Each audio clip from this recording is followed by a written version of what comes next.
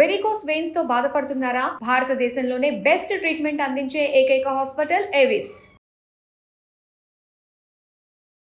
వాగర్థావివ సంపృక్తౌ వాగర్థ ప్రతిపత్తయే జగతః పితరౌ వందే పార్వతీ పరమేశ్వరౌ. ఆదిత్యాయ చ సోమాయ మంగళాయ బుధాయ చ గురుశుక్ర శనిభ్యశ్చ రాహవే కేతవే నమః. శృంగేరి జగద్గురు పీఠాధిపతులకి, కంచి పీఠాధిపతులకి నమస్కారములు తెలియజేసుకుంటూ కార్యక్రమాన్ని ప్రారంభిద్దాం. ఈరోజు మనం చెప్పుకోబోయేటువంటి అంశము మాఘ అమావాస్య.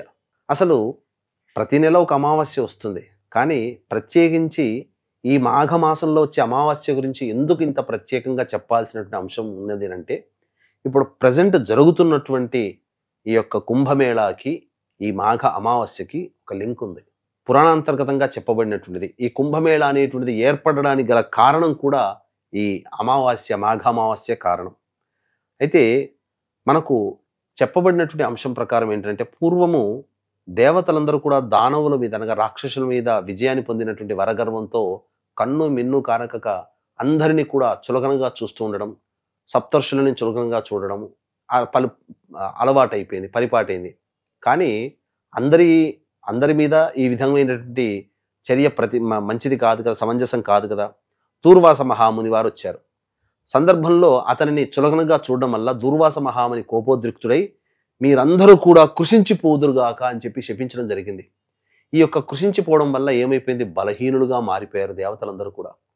తదనంతర పరిణామం వల్ల దానవులు అనగా రాక్షసులు దేవతల శక్తి కోల్పోవడాన్ని చూసి వాళ్ళు దండెత్తి యుద్ధం చేసి స్వర్గాన్ని చేజింకించుకున్నారు. ఇక దేవతలందరూ కూడా చెట్టుకుక్కలు పుట్టకుక్కలు మారిపోయి, కొందరు ఇతర ప్రదేశాలలో, మరికొందరు భూమి మీద, ఇంకొక ప్రదేశాల్లో తిరుగుతూ ఉండి ఒకచోట వాళ్ళ కలిగినటువంటి దీనావస్థాన్ని అందరికీ చెప్పుకోవాలనే ఉద్దేశంతో అందరూ కలిసి ఇంద్రుని వెంట పెట్టుకొని అందరూ కలిసి త్రిమూర్తుల దగ్గరికి వెళ్ళగా, అప్పుడు విష్ణు ఒక ఉపాయాన్ని ఆలోచించాడు. మీకు అందరికీ కూడా మళ్ళీ తిరిగి పునర్జీవము, మళ్ళీ ఎప్పటి వరకు కూడా జరామరణములు లేకుండా మళ్ళీ మీకు జీవితం కలగాలి అని అంటే క్షీరసాగర మథనం చేయాల్సిందే, అమృతం సంపాదించాల్సిందే.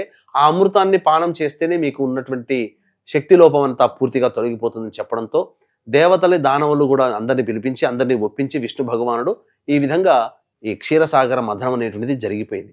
తదనంతరం అమృతం వచ్చింది. కాగానే మొదలు మేము తీసుకుంటామని చెప్పి రాక్షసులు దేవతలు పెనుగులాడుచుండగా ఆ యొక్క ఇదే సమయంగా భావించినటువంటి ఇంద్రుని కొడుకైనటువంటి జయంతుడు ఆ యొక్క అమృత కలశాన్ని తీసుకొని పోయాడు. తదనంతరం రాక్షసులు దేవతల యొక్క పెనుగులాటలో ఆ అమృత కలశం నుంచి కొన్ని చుక్కలు 4 ప్రదేశాల్లో పడ్డాయి. అదే ఇప్పుడున్నటువంటి ప్రయాగ, నాసిక్, అలాగే ఉజ్జయిని మరియు హరిద్వార్. కాబట్టి ఈ అమృత బిందువులు పడినటువంటిది ఎందుకనంటే, పూర్తిగా అమృతం భూమి మీద పడకుండా 4 గ్రహాలు అనేటువంటివి దీన్ని కాపాడాయి. రవి, చంద్ర, బృహస్పతి, శని. కాబట్టి ఈ 4 గ్రహాల యొక్క సంచారం జరుగుతున్నటువంటి కారణం చేత 4 ప్రదేశాల్లో పడ్డటువంటి అమృత బిందువులకి 4 రకాలైనటువంటి కుంభమేళాలు జరపడం అనేటువంటి ఆనవాయితీగా యుగ యుగాల నుంచి వస్తున్నది. దీన్నే అర్ధ కుంభమేళ, కుంభమేళ, పూర్ణ కుంభమేళ, మహాకుంభమేళ అనేటువంటి విధానంతో మనం పిలుచుకుంటూ వస్తున్నాం, సేవిస్తూ వస్తున్నాం. అయితే ఇప్పుడు ప్రజెంట్ మహాశివరాత్రి రోజున వరకు కూడా ఈ యొక్క 4 గ్రహాల యొక్క స్థితిగతులను బట్టి కుంభమేళ అనేటువంటిది ఏర్పాటు చేయడం జరిగింది. అంటే ఈ కుంభమేళాలో ఈ 4 గ్రహాల శక్తికి కుంభమేళాకి సంబంధం ఏంటనంటే, ప్రపంచం కాకుండా విశ్వంలో ఉన్నటువంటి గ్రహ సంచార ప్రభావం వల్ల కొంత కాస్మిక్ ఎనర్జీ అనేటువంటిది భూమి మీద ప్రసరిస్తుంది. ఈ భూమి మీద ప్రసరించినటువంటి కాస్మిక్ ఎనర్జీని ఆకర్షించేది నీరు కాబట్టి, నదులలో ఈ యొక్క నిక్షిప్తమైనటువంటి కాస్మిక్ ఎనర్జీని తప్పకుండా మానవులందరూ కూడా పొంది సత్ఫలితాలు పొందాలనేటువంటి ఉద్దేశంతో ఈ కుంభమేళ అనేటువంటిది ఏర్పాటు చేయడం జరిగింది. ఇంకా ఈ కుంభమేళ సమయం అనేటువంటిది ఇంకా మనకు ఉన్నది కాబట్టి, వీక్షించేటువంటి సుమన్ టీవీ ప్రేక్షకుల్లో మీకున్నటువంటి 50 కిలోమీటర్ల రేడియస్లో ఎక్కడ నదులు ఉన్నా ఆ నదులలో ఈ అమావాస్య రోజున చక్కగా స్నానం ఆచరించండి. స్నానం ఆచరించిన తదనంతరం బ్రాహ్మణి చేత తర్పణాది కార్యక్రమాలు చేయండి. ఒకవేళ నదులు లేవండి అని అంటారా, నదులు లేకపోయినా ఏ నది నుంచో తెచ్చినటువంటి జలము అనగా నీళ్లు మీ ఇంట్లో ఉండి ఉంటుంటాయి, లేదా దొరకకపోతే పూజా స్టోర్లో దొరుకుతాయి.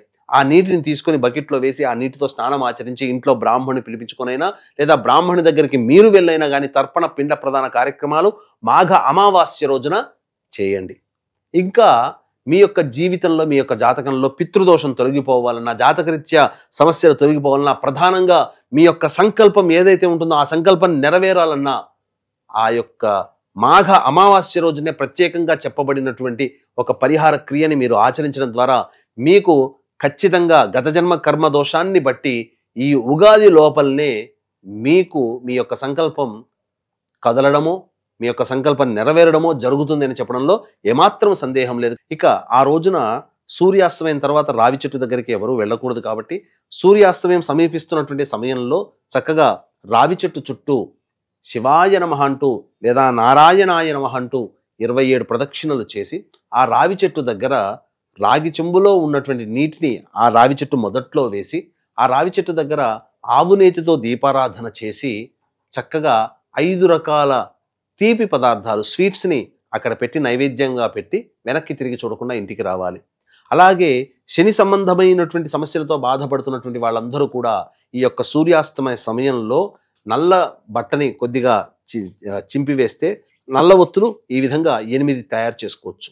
ఆ విధంగా తయారు చేసుకున్నటువంటి నల్ల ఒత్తుల్ని అందులో నల్ల నువ్వుల నూనె వేసి ఒక నల్ల నువ్వులని ఒక రాశిగా 100 గ్రాములో 150 గ్రాములు ఒక రాశిగా పోసి దాని మీద 3 తమలపాకులు పెట్టి ఆ దాని మీద దీప ప్రమిద పెట్టి 8 ఒత్తులతో నల్ల నువ్వుల నూనెతో దీపారాధన చేసి శని అష్టోత్తరం కానీ హనుమాన్ చాలీసా కానీ 3 సార్లు పఠించి వెనక్కి తిరిగి చూడకుండా ఇంటికి వచ్చినట్లయితే శని దోషం కూడా లేదా మిమ్మల్ని మీరు ఏదైతే సంకల్పం చేసుకుంటారో ఆ సంకల్పంలో వచ్చేటువంటి ఆటంకాలు ఏవైతే ఉంటాయో అవన్నీ కూడాను ఆ ఆటంకాలు కలల్లాగా తొలగిపోతాయి.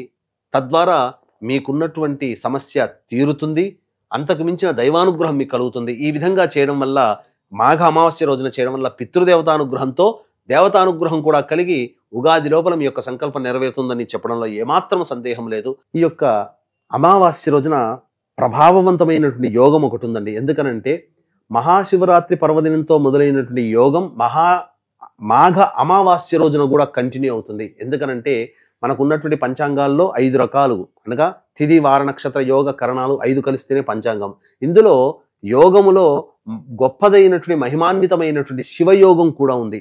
26వ తారీఖు రోజున తెల్లవారితే 27 అనగా 2 గంటల 57 నిమిషాలు తెల్లవారుజామున ప్రారంభమై 11 గంటల 37 నిమిషాల వరకు ఆ 27వ తారీఖు రోజున శివయోగం కూడా ఉంటుంది. కాబట్టి అట్టి శివయోగం ఉన్నటువంటి సందర్భంగా ఈ పరిహారం చేయడం ద్వారా సాక్షాత్తు పరమేశ్వరుని యొక్క దివ్య అనుగ్రహం మరింతగా 10ంతలుగా కలిగి మీ యొక్క సంకల్పం నెరవేరుతుంది.